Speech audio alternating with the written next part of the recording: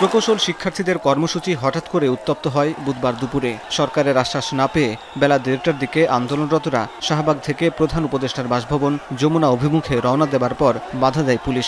ধস্তাধস্তি শুরু হয় শিক্ষার্থীদের সঙ্গে। এক পর্যায়ে পুলিশ সাউন্ড গ্রেনেড ছোড়ে, নিক্ষেপ করে কাঁদুনে গ্যাসের শেল, জলকামান দিয়ে পানি ছোড়া হয়, চলে লাঠিচার্জ। পুলিশের সঙ্গে শিক্ষার্থীদের পাল্টাপাল্টি ধাওয়ার ঘটনায় এক পর্যায়ে শিক্ষার্থীরা ছত্রভঙ্গ হয়ে যান। এ সময় আহত হন কয়েকজন শিক্ষার্থী ও পুলিশ। এ ঘটনায় তীব্র প্রতিবাদ জানায় শিক্ষার্থীরা। এরপর ইন্টারকন্টিনেন্টাল থেকে অবস্থান কর্মসূচি চালিয়ে যান তারা। আমরা ১:৩০টা থেকে ৩টা পর্যন্ত এখানে অবস্থান কর্মসূচি দিয়েছিলাম যে আমরা এখানে দাঁড়াবো, শান্তিপূর্ণভাবে দাঁড়াবো। আমরা আলোচনার মাধ্যমে যেতে চেয়েছিলাম। গত ৬ মাস ধরে আমরা আলোচনার মধ্যে ছিলাম। আমরা সচিবালয়ে গেছি, আমরা ৬০টির ওপরে বিভিন্ন স্মারকলিপি দিয়েছি, কিন্তু আমরা বুঝলাম না যে পুলিশ কেন এত মারমুখী আচরণ করছে।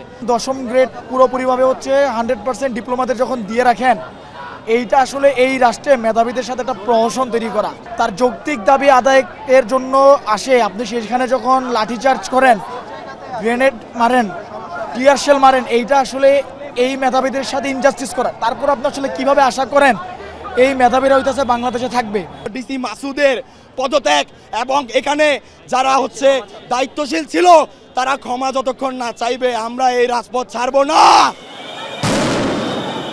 শিক্ষার্থীদের শাহবাগে অবস্থান করতে বলা হলেও তারা শোনেনি বলে দাবি করেন রমনার ডিসি। হুট করে কথা বলতে বলতেই দেখি যে একটা পক্ষ এই যে ইন্টারকন্টিনেন্টালের দিকে, যেটা যমুনার দিকে, এখানে দ্রুত ঢুকে যায় এবং তারা যমুনার কাছাকাছি চলে যায়। মানে এখানে ব্লকেট ভেঙে টেকে এখানে আমাদের যা আছে ভিতরে ঢুকে যায়, একেবারে মাননীয় প্রধান উপদেষ্টা বাসভবন অবধি চলে যায়।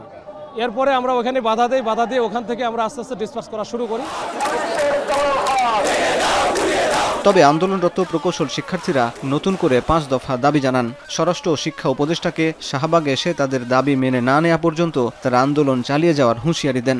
ইতিপূর্বে গঠিত কমিটিকে আমরা আমাদের প্রতিনিধিত্বের অনুপযুক্ত মনে করি। উক্ত কমিটিকে আমরা প্রত্যাখ্যান করলাম। অনতিবিলম্বে বিশ্ববিদ্যালয়ের শিক্ষক প্রতিনিধি সহ প্রকৌশল অধিকার আন্দোলনের স্টেক হোল্ডারদের সাথে নিয়ে কমিটি সংস্কার করে পেশকৃত ৩ দফা দাবিকে দ্রুততম সময়ের মধ্যে মেনে নির্বাহী আদেশের মাধ্যমে প্রজ্ঞাপন জারি করতে হবে। পরে প্রকৌশল শিক্ষার্থীদের সঙ্গে দেখা করেন বুয়েটের উপাচার্য। শিক্ষার্থীদের উপর হামলা গ্রহণযোগ্য নয় উল্লেখ করে তাদের দাবি মেনে নিতে সরকারের প্রতি আহ্বান জানান তিনি। পুলিশ তাদের উপর নির্মমভাবে লাঠিচার্জ করে, টিয়ার গ্যাস শেল মারে, এটা কোনোভাবেই গ্রহণযোগ্য নয়। এর আগে বুধবার বেলা ১১টা থেকে পূর্ব ঘোষিত লং মার্চে অংশ নেয় প্রকৌশল শিক্ষার্থীরা।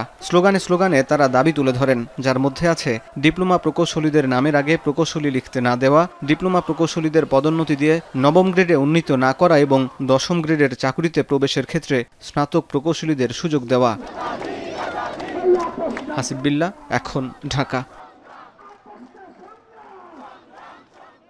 সানবিট সব দিবে সামাল। সানবিট ম্যাজিক প্রেস ডিশওয়াশিং এর মাথা ঘোরানো সলিউশন।